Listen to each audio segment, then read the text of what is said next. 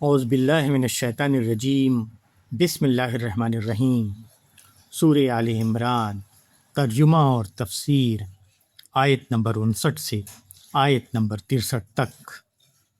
ان آیات میں اللہ تبارک و تعالیٰ نے عیسیٰ علیہ السلام کی اصل حقیقت، نجران کے عیسائی وفد سے مکالمہ اور کن فیکون کے معجزے کا بیان کیا ہے۔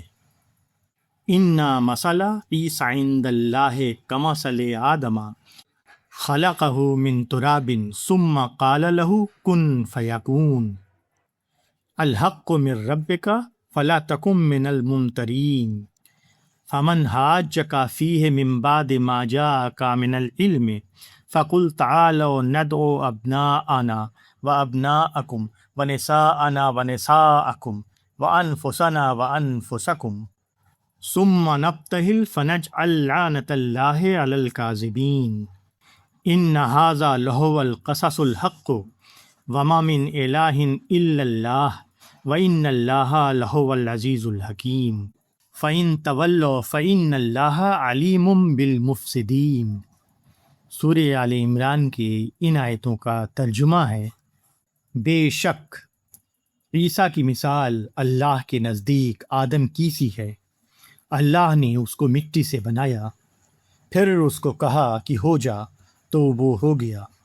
حق بات ہے تیرے رب کی طرف سے، پس تم نہ ہو شک کرنے والوں میں۔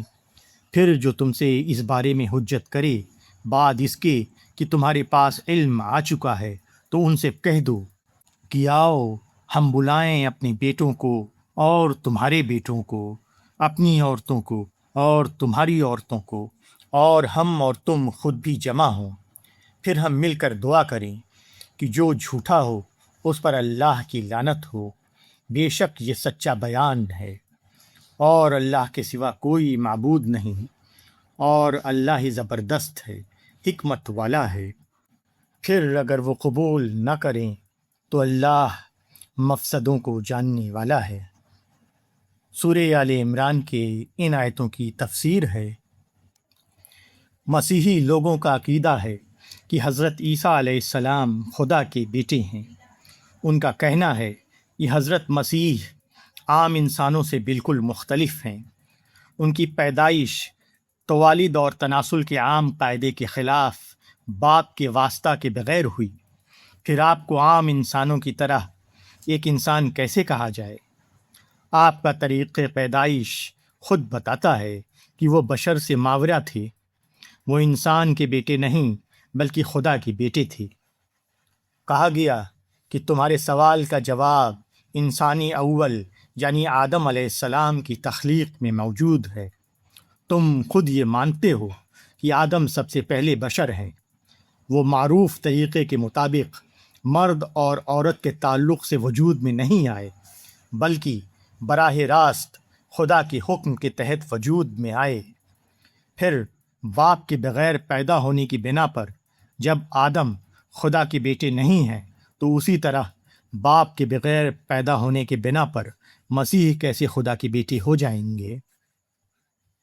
نجران، جو کہ یمن کا ایک علاقہ تھا جو کہ اب سعودی اور یمن کے بارڈر پر موجود ہے، نزول قرآن کے زمانے میں مسیحی مذہب کا بہت بڑا مرکز تھا۔ ان کے علماء اور پیشواؤں کا ایک وفد 9 ہجری میں مدینہ آیا اور رسول اللہ صلی اللہ علیہ وسلم سے مسیحی عقائد کے بارے میں بحث کی۔ آپ نے مختلف دلائل ان کے سامنے پیش کیے۔ مثلاً آپ نے فرمایا کہ مسیح خدا کے بیٹے کیسے ہو سکتے ہیں جبکہ خدا ایک زندہ ہستی ہے، اس پر کبھی موت آنے والی نہیں، مگر عیسیٰ پر موت اور فنا آنے والی ہے۔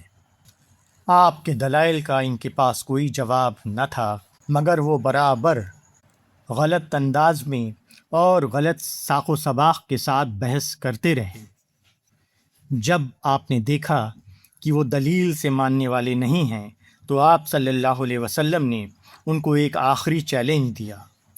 آپ نے فرمایا کہ اگر تم اپنے کو برسر حق سمجھتے ہو تو مباہلہ یعنی کہ ایک دوسرے پر لعنت کی بد دعا کے لیے تیار ہو جاؤ۔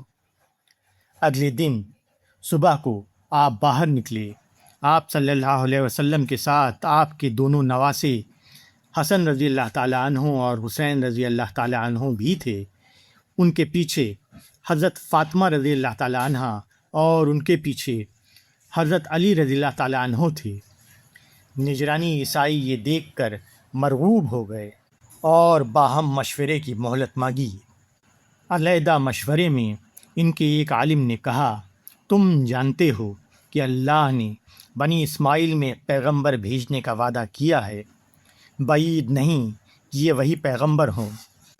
پھر ایک پیغمبر سے مباہلہ اور مولانا کرنے کا نتیجہ یہی نکل سکتا ہے کہ تمہارے چھوٹے اور بڑے سب ہلاک ہو جائیں اور نسلوں تک اس کا اثر باقی رہے۔